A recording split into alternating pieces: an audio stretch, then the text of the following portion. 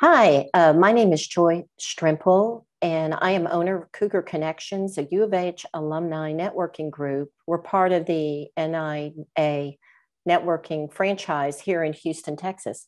And today I have with me Sebastian Agudelo, who is the CEO of Advue Consulting. Hi, Sebastian. How are you today? Hi, Joyce. Thank you for having me. Great to be here. Mm-hmm. So my understanding is that you are a management consultant. Can you tell us what exactly a management consultant does?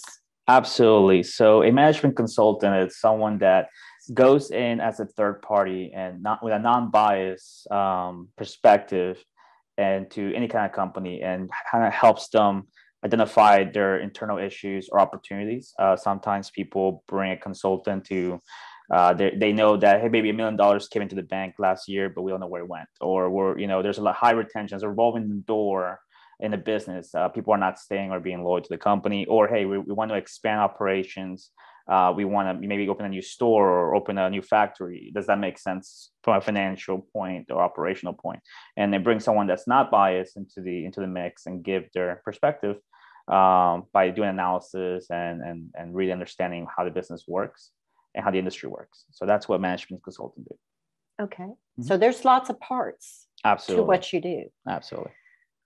Do you work mainly with sole proprietors, entrepreneurs, or are we talking mid to small size businesses, or are there specific industries that you like to work with? That's a great question. A lot of people ask us that question.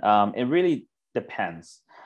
We have worked with large corporations, but I say our bread and butter really falls around small to medium-sized businesses. I say revenue sizes of maybe 500,000 all the way to like $50 million. And what people ask me, is there a niche or is there an industry? And the answer is, since we work with the management process, it doesn't really matter what industry. However, majority of our clients fall along the lines of they know what they do really well. Like they build houses. We have a lot of construction clients. They know how to build houses well. They can do it with their eyes closed.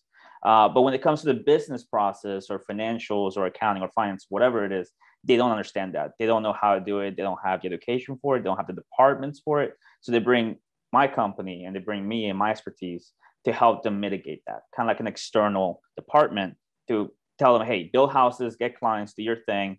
We'll take care of the business side. And that's what we do. And that's good to know, because you were just referencing a construction company. Mm-hmm. They know the mechanics of how to do the construction job.